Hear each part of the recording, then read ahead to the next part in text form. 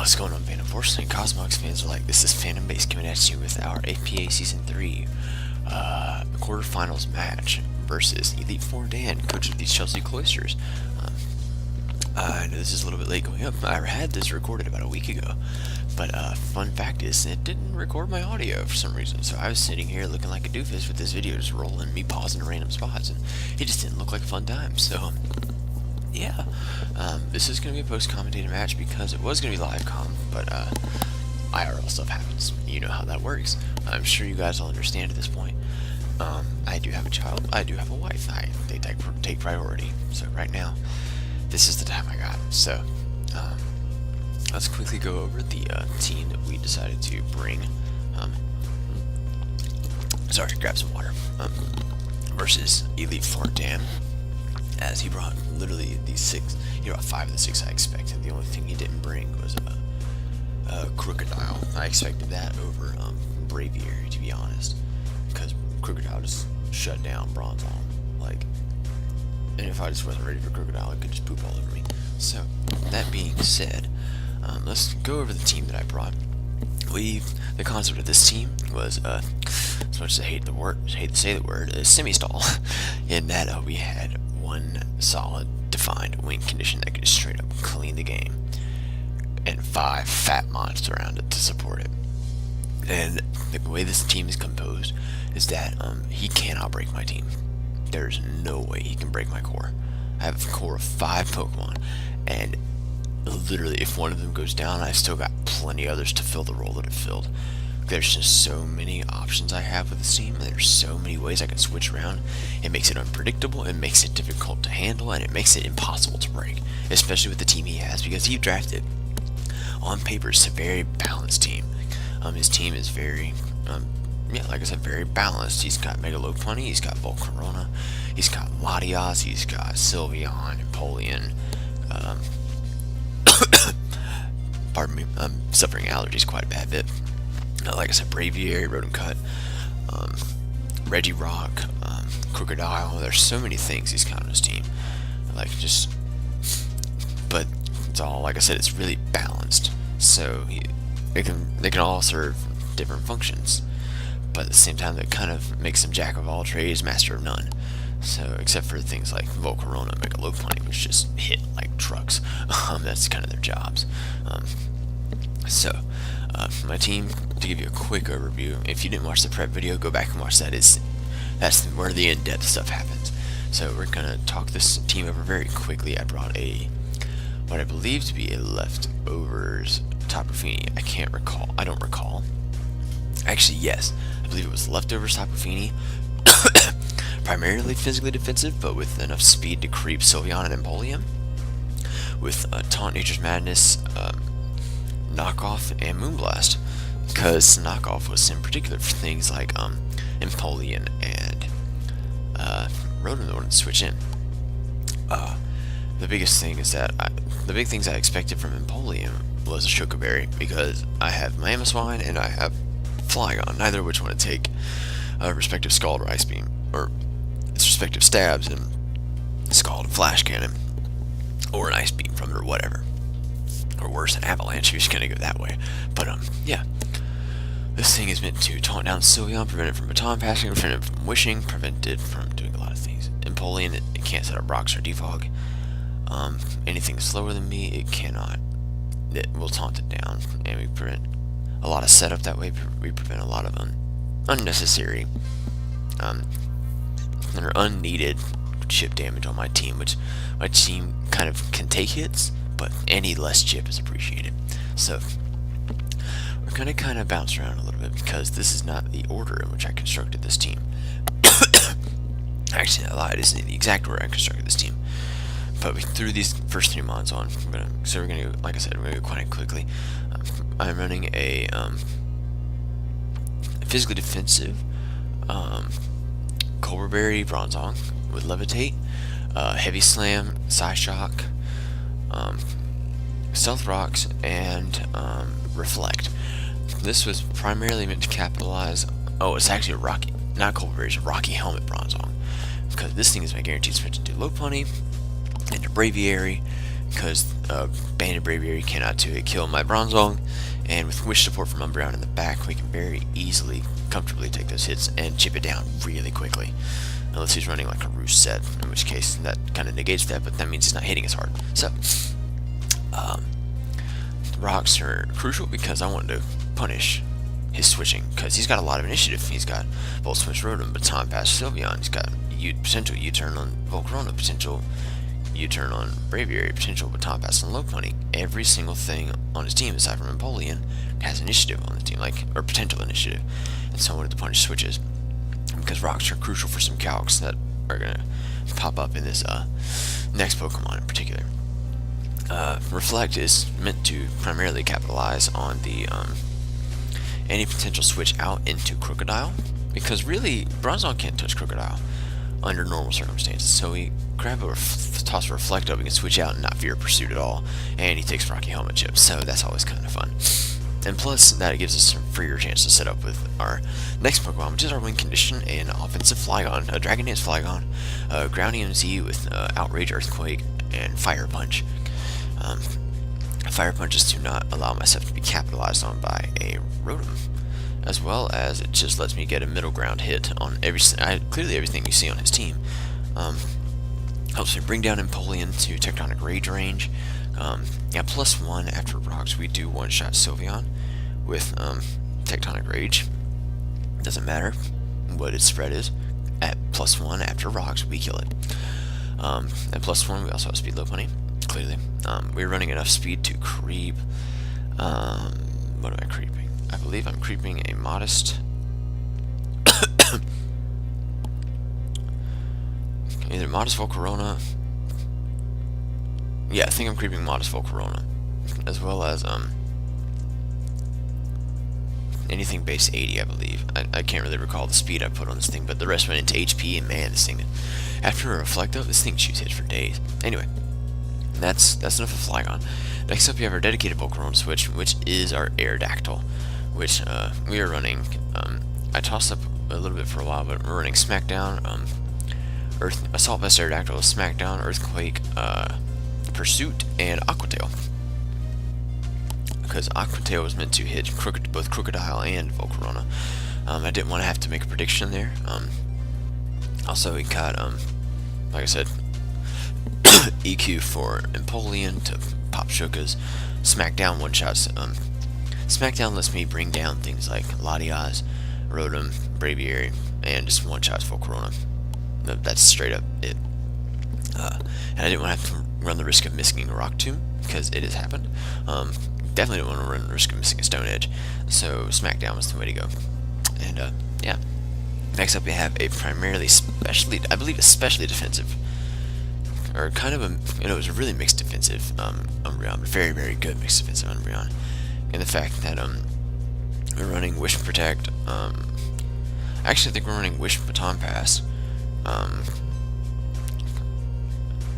Yeah, this was kind of our heat set. We're running Wish, Protect, Baton Pass, and or was it Heal Bell? We're running Heal Bell because I have a lot of mons that don't want to switch into a Scald. Wish, Heal Bell, Baton Pass, and Payback, because Volcarona can be EV to actually not have its sub broken by foul play from Umbreon. However, every time, Volcarona cannot, I break its sub with Payback, which is really nice because I don't want to let that thing get a free sub up on me. A sub swarm Volcarona could be a problem. Last mon we have is our Assault Vest Go-Goat. It's our guaranteed switch into Rotom, and a very nice check to Empoleon, as well as Crocodile. Running Horn Leech, Superpower, Rock Slide, and Earthquake. So without any further ado, we're kind of look at this team real quick. I know this is a long intro, but I wanted to go in depth on my thought process here. As far as lead matchup and stuff. So looking at his team, I knew my team looked very, very, very capable of baiting a lead Rotom. That's what I wanted. I wanted to have him lead Rotom to put me in the driver's seat because I knew what he would lead. So I intentionally led Tapu Fini, one, to guarantee that he would switch into Rotom. And if he didn't lead Rotom, I could click Nature's Madness, because nothing on his team wanted to handle Tapu Fini outside of Rotom. Volcarona could have been like Z Solar Beam set, but that would have been really hard to deal with handling handling Aerodactyl. because we are obviously EV to live such things. But no, Tapu Fini was my guaranteed leader choice because I wanted to potentially prevent rocks from Empoleon, prevent Baton Pass from Sylveon, click Nature's Madness against whatever, and just really scout his team because I didn't want, if he led Volcarona, it would kind of deter him from going for anything turn 1, like prediction wise. So it really kind of put, like I said, this lead put me in the driver's seat of this match. So expecting him to lead Rotom, I actually did the counterintuitive lead of Tapu Fini because, like I said, I wanted to be in the driver's seat. I really apologize for my coughing, guys. I will be wheezing in and out of this match for a while just because I'm really under the weather. It's been a really tough time with allergies this season. Anyway, so he does lead his Rotom as I lead my Tapu Fini. Now, straight away, my guaranteed switch every time, just to scout for now, is Go-Goat. Because we get a +1 from Leaf Storm, we take like 8% max from a Volt Switch. That's if he specs. Like, it's just a really good play for us, and we're under terrain, so we can't Will-O-Wisp. He Leaf Storms, so we get the Sap Super Boost. Now, the fun thing here is that I could make a prediction here and go straight away for Superpower. However, because I expect him to be Scarfed, I wanted him to get comfortable and also kind of deter him from going directly to Volcarona, because in the event he went Volcarona here, I couldn't allow it to be a free switch because Superpower gave that thing a very free switch. Whereas if I went for Rock Slide, it did not, and it also covered him staying in for some goofy reason if he was choiced, or going for Trick or Volt Switch, like if he had some goofy other item. I don't know, but needless to say, me clicking Rock Slide here was kind of a no drawback play. His only switch in really was at this point was Empoleon. So I figured if he went Empoleon, I can just counter it out the next turn. So he does actually go on to his Empoleon this turn. So I'm thinking, okay, we get a Rock Slide off, and normally this was actually a recreation because we had a DC halfway through the match, or like, yeah, about a third of the way through the match. So right here I actually would have missed that, but that doesn't give me any much crucial information, sadly, because my Go-Go's not very invested in attack. Like, I think 92 is the investment there, just to give me enough to where I can break subs on some things, as well as guarantee one-shot a couple of other things. Anyway, so that +1 damage tells me this thing is, from what I can guess, because it's a resisted hit, so it's not exactly the easiest thing to gauge, but I want to say this thing has a lot of physical defense investment because of the fact of how well it took a +1 Rock Slide. Anyway, this also tells me that, as you can see in this next turn, he doesn't take leftovers. That automatically screams to me that he's Sugar Berry. Now, what I'm going to expect him to do is stay in and go for Ice Beam. Now, good news is I can't be frozen thanks to terrain. And if he tries to set up rocks, then so be it. I can make him defog later, because I really don't care too much about hazards on my team. Like, I've got Wish support, and only one of my Pokemon is weak to rocks. So that's really good for me.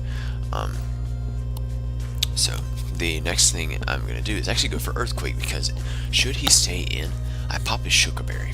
And that's really crucial for paving the way for Flygon to do its work. Because if I can get rid of Sugar Berry on this, it is guaranteed to die to a Tectonic Rage. I don't have to boost at that point. So we're going to go for Earthquake here, which seems like the obvious play, but I actually wanted to get rid of this berry. That was the entire purpose behind going for this play. I could have straight up killed it with Superpower, but that would have actually baited in some other things like Volcarona or other things like that. But he goes for Toxic for some reason. I guess he expected me to go into my Flygon or into my Aerodactyl. It really doesn't make any sense, actually. Now that I think about it, there's no reason for him to go for Toxic, because really, realistically, my switch was going to be Bronzong, because he couldn't burn me. Well, he could burn me, but for all I know, he knew he couldn't because of terrain, and I could be heat proof. I've been willing to bring heat proof a few times. So that being said, we could have gone to Bronzong. We could have gone to Tapu Fini to wear this thing down really easily. There's no reason for him to go for Toxic. I don't quite understand why he did it, but anyway, the terrain really is coming in clutch there. So the next play that I'm going to make here is actually expecting him not to go to Volcarona, because that seems like an obvious play to me. Rock Slide could have been my play here. However, I wanted to cover both him staying in and going for Ice Beam, or him going into, like, I don't know, something goofy like a low pony. Right now he's not exactly making plays that are predictable, so I wanted to cover him going into one of three things: staying in, going for Ice Beam, doubling back into Rotom, expecting me to go for a Rock Slide, or going into Volcarona side, or him going to Braviary, expecting me to expect his the Volcarona or something like that. I don't know, there's just a lot of factors at play here. But really my best play was to cover him staying in, because I wanted to make sure I just knocked this thing out. But the funny thing is he makes the play into Braviary for some reason. So I'm like, okay, weak link superpower here. And a +1 superpower from a 92 invested Go-Go does a crap ton of damage. So, granted that does bait him to go for things like U-turn or Brave Bird here. I really wanted to capitalize on both of those by getting even more chip on him.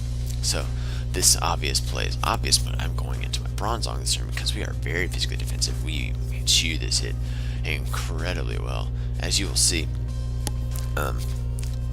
You know, the crazy thing is, based off the U-turn damage he does here, he actually turns out to be Choice Banded Braviary. But the crazy thing is, we get out into our Bronzong pretty much for free. So he goes to Volcarona here, as I fully expected. There was no reason for him not to. Now, the crazy thing is this awards me a free switch into my Aerodactyl. Assuming that's normally what my play would be. I could also have gone to Tapu Fini, expecting him to go for a fire move. I could have also expected him to go for a hidden power of some kind and gone to Tapu Fini. However, I didn't want to risk him being a potential Z Solar Beam, and that's kind of what I really wanted. And this was really, at this point in the game, I'm really just scouting his team out. Because like I said, we were recreating up to about the point where you'll see me with Go-Go in front, a burned Go-Go in front of Sylveon. So that's a little bit ways down the road. However, I expect him to go for the obvious fire attack, or to go for Z Solar Beam, expecting my Sylveon, or not Sylveon, my Tapu Fini. So I go hard into my Aerodactyl because that is my dedicated switch into this thing so far. And the crazy thing about this set, we can find out what his set is right away. And he goes for the hidden power, so I'm like, okay, let's scout the damage. Turns out he is a Choice Specs Volcarona, which I'm like, in a sense, is wonderful news for me, because that tells me that he's not a sub-swarm set. Also tells me he doesn't have Quiver Dance, which means that every time I can get into Aerodactyl for free on Volcarona, I can get some serious chip on some things. Now, here, like I said, I'm gonna expect him to go into either his Lopunny or his Rotom, but I couldn't risk this thing staying in, so I had to go for Smackdown because there's no reason for me not to, and I decided to go for Smackdown this turn. So he goes into Rotom, which is okay. I mean, it makes sense. We kind of get scout some damage here. We're a non-invested Aerodactyl, and we do about 20% with that Smackdown. So that tells me this thing is kind of bulky. Now, what's funny here is I actually make this prediction here. I expect me to go into Go-Go, and him to try to capitalize on me going into Go-Go, and him go back into his Braviary or into his Volcarona. Either way, my play here 100% of the time is to stay in and Smackdown again. He could not kill me with anything now that I know that, because based off the, well, he hasn't actually shown any damage yet, but based off the way he brought Rotom in, he's not going to be a Choice Specs set. He has Choice Specs Volcarona already. So, that being said, I expected him to make the switch to either Volcarona or Braviary, and I decided to go for a second Smackdown, because I wanted to catch something on the switch. I kind of figured the double was coming, and we caught him, thankfully, and we got rid of one of the more annoying things for my team to switch into. So, down goes Braviary, and he goes into his Lopunny here, so I'm like, okay, we're about to kind of scout some damage here. Now, normally, you bring in a Lopunny because you know you're going to outspeed the Aerodactyl that's in. that tells me that he's a jolly low pony right off the bat, because he can't be. He's not brave enough to bring. Is not smart to bring Adam in here, because, or if he does, it's because he knows that I'm going to be creeping on his team. However, because I know that I know that he's going to run jolly to make sure that he can outspeed me. I actually know that the damage is strongly in my favor to handle his low pony 1v1 with my Bronzong, because that's what it's designed to do. So, that being said, we're going to make a switch out to Bronzong here to kind of scout his moveset. And I wanted to make sure that if he goes for Fake Out, he's going to get punished for it. Because Fake Out is not free against me. And it ever, especially against this Bronzong though. Because he cannot safely go for that. And now Fake Out here, it's just going to do such pitiful damage, like 5%, and we're doing huge chunks comparatively with Rocky Helmet. So we're forcing this thing out as he goes for into Rotom, predicting my rocks, which was a good play, but I went for Psyshock just to get some damage. And that kind of once again gave me the the inkling that this thing was either like a max HP set or just a normal Rotom. Like, I couldn't really tell, just because this is Bronzong, and we're going for, like, I don't know, it's crazy. But anyway, we go into Go-Go here, and once again to scout the rest of his set. He goes for a Will-O-Wisp though, which I'm like, crap. We've got to heal this thing up immediately, otherwise this thing can't do the work it needs to do. But here is where the scene I was talking about. We're about to go expect, what I was expecting him to do actually is, with me being burned, I thought he would feel comfortable going into his Volcarona. And I didn't want to allow that switch to be free. So, I go for Rock Slide here, as he goes for Volt Switch, revealing he is not choiced in any way, which is perfect for me, because that also means that I don't have to deal with the Choice Scarf, or Choice Specs Rotom. I expect the Choice Scarf Rotom.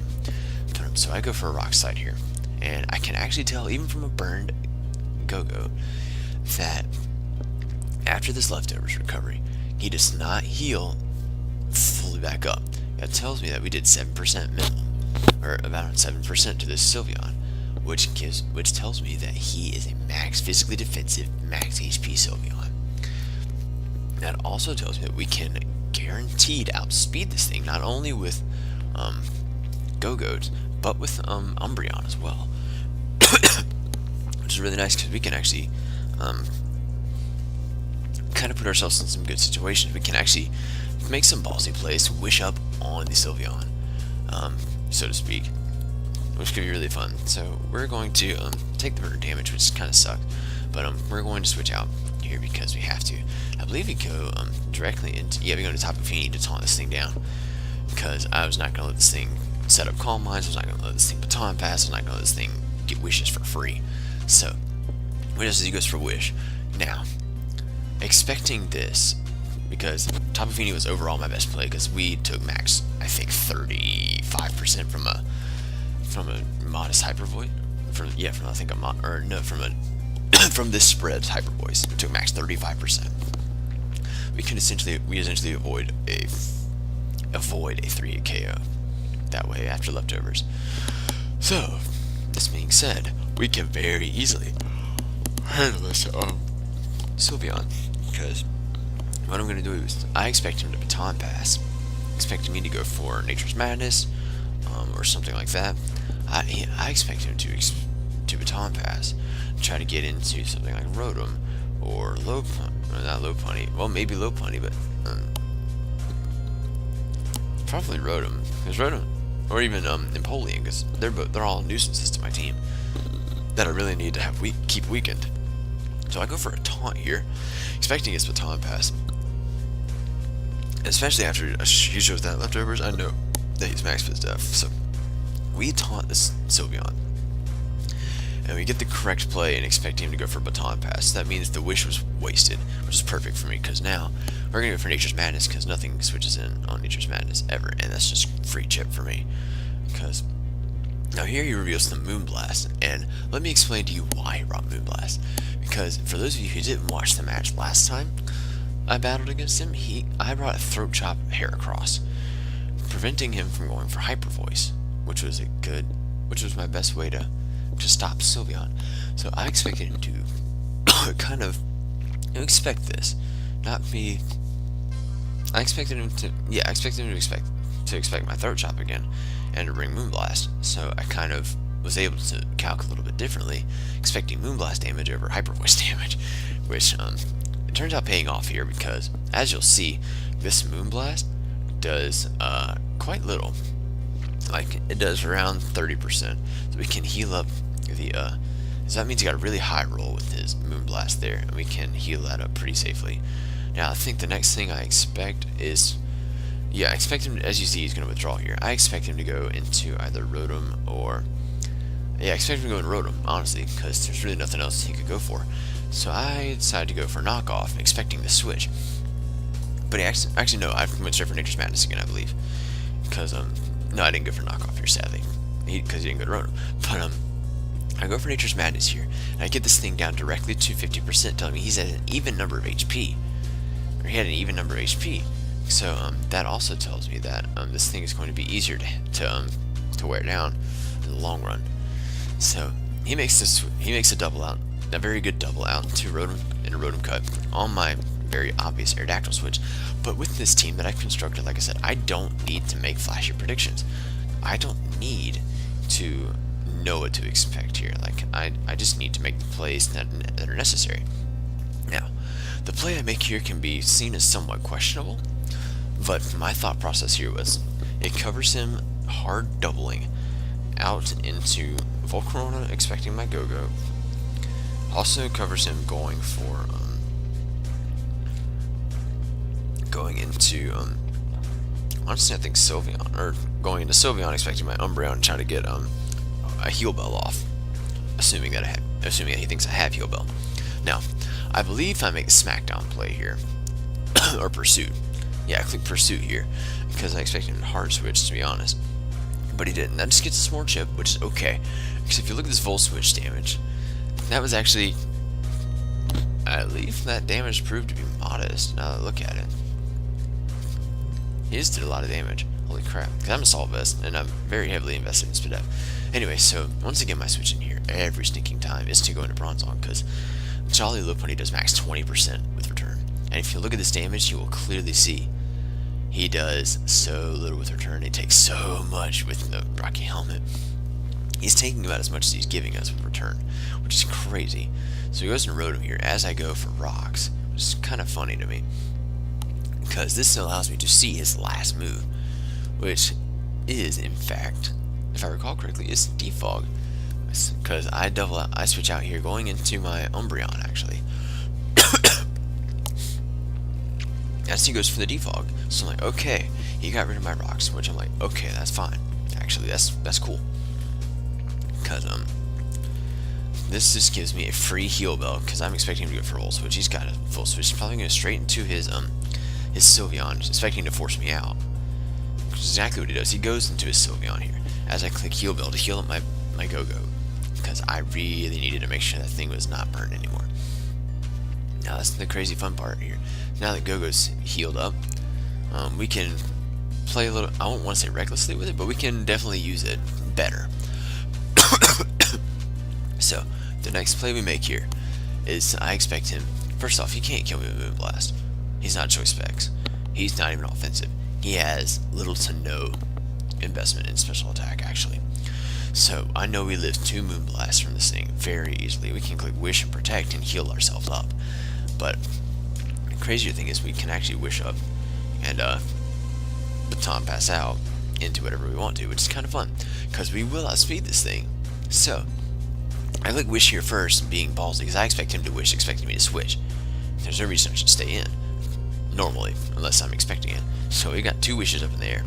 Now, the next, because, especially after seeing leftovers going, I saw mine go before his, so that means that I outsped him. Anyway, so, this turn, I think I actually go out into my, Tapu Fini, if I recall correctly. I believe I go out into my Tapu Fini here, to take this Wish.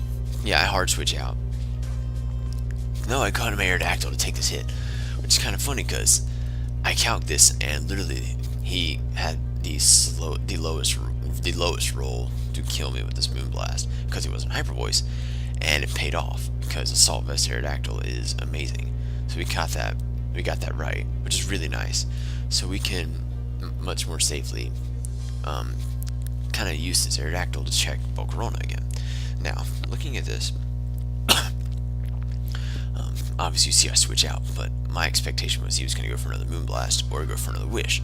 So I decided to go into my Tapu Fini, I believe, to capitalize on him potentially trying to go for Wish again. I could taunt him down, force him to either stay in or hard switch.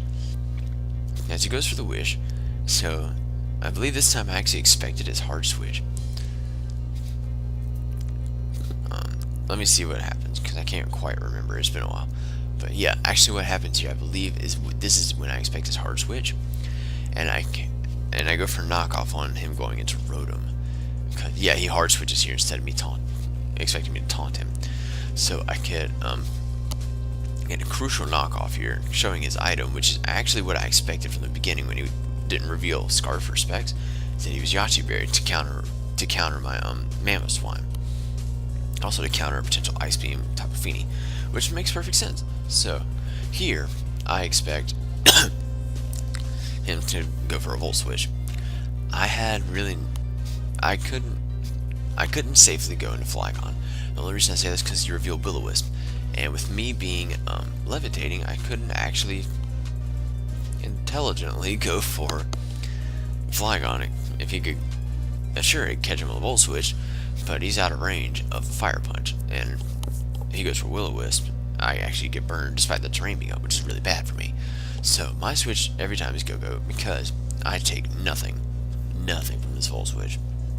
Actually, no, I go into Umbreon. What was I doing? He goes for Volt Switch. Okay.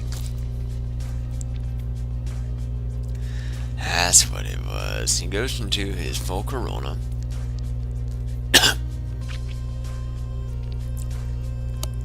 Now, what was I expecting here? I believe... golly, this has been a while since I've had this match. At least it feels like it. So, here he goes into his Volcarona. I expect him to go for either Bug Buzz or...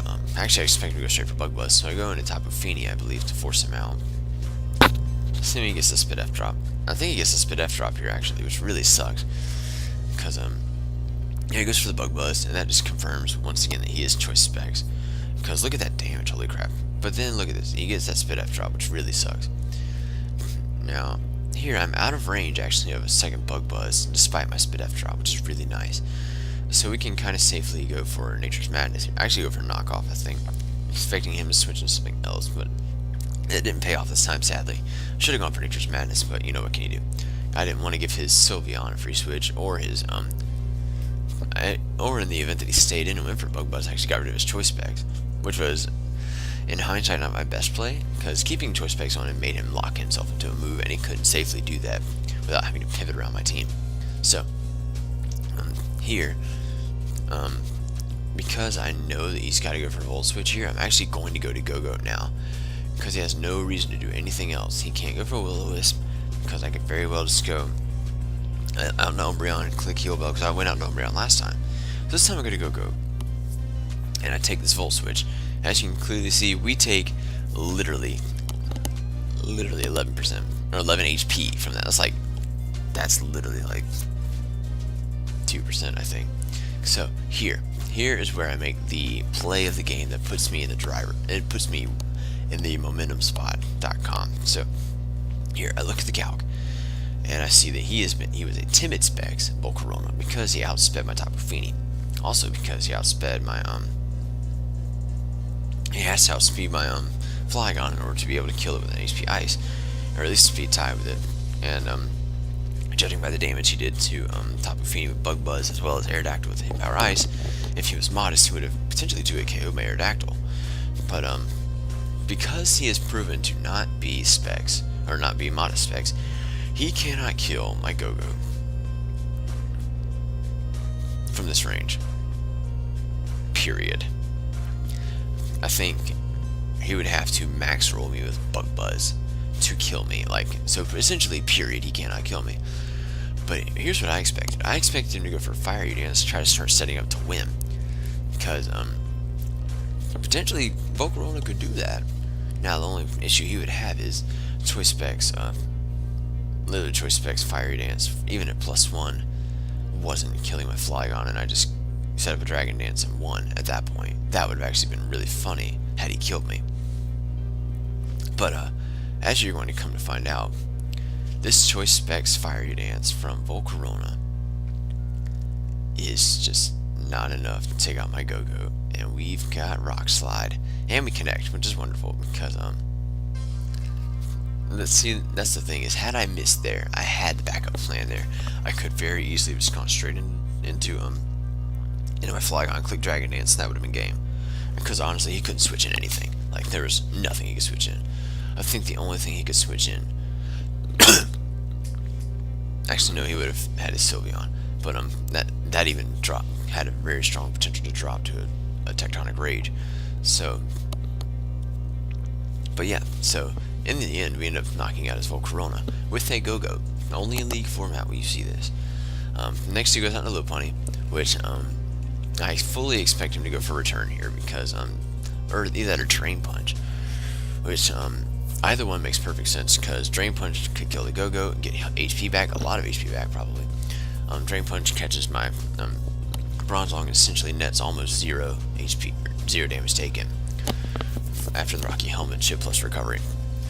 But, so my play here was actually to go into Tapu Fini to, guarantee that I can chew 2 hits, because I EV this thing in such a way that I actually, from the range of HP I'm at, which is essentially full, I take 2 returns, and I kill Moonblast after he's taken a 1 Rocky Helmet hit.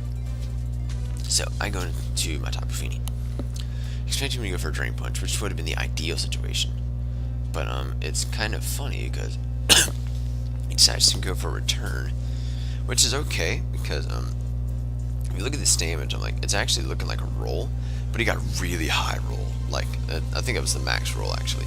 So here, we're looking like, okay, we have a very strong chance to live this hit, so let's check the damage, and he gets the mid roll that time, meaning we actually do straight up kill this thing with a Moonblast, knocking out his entire offensive core at this point, because, all he has left now is a physically defensive, or at least a somewhat physically defensive, Empoleon's fully physically defensive Sylveon and Rotom Cut, which I don't really know what kind of set it is, to be honest. But here I let him kill me off because I didn't want to give him the initiative. So I sack off my Tapu Fini to his Volt Switch as he goes into his Sylveon here. So I'm like, okay, this is where we can just go straight into Bronzong, click Stealth Rocks here because he's not going to attack me. There's no reason for him to attack me. So he goes into his Empoleon, and I get rocks up pretty much for free, which is kind of nice. So I set up rocks here, and I'm like, okay, I go into Umbreon to wish up now. I can potentially go into Flygon directly after on a pivot, because all I need to do at this point is literally just, first off, he goes for Scald, which is kind of funny, because like Umbreon chews that hit. So the next thing I do is I'm going to go for a Wish, because I need to get whatever comes in healthy. So he's going to go into his Sylveon here, or so I thought. Instead, he ended up forfeiting, because as you could, like I said, my team was unbreakable. He couldn't break my team. Umbreon always got a free Wish against Rotom and or Empoleon. Always got into, we could always get into Arrow and live any hit. We could start spamming Earthquake, Smackdown. I could always beat a Sylveon with my Bronzong. I could wish into that. Like, my team was unstoppable this week, and I was very proud of it. But yeah. So thank you guys so much for your support of the Cosmogs. We are moving on to semifinals versus 6 Foot Hacks, aka Leo, who we did lose to in the regular season. But in my defense, I feel like I choked the match away because I had a really solid chance and I just brought one wrong move and it cost me the game. So anyway, hopefully we can make that happen a little bit better in our favor next time. Until next time, guys, I will see you guys later. Bye, guys.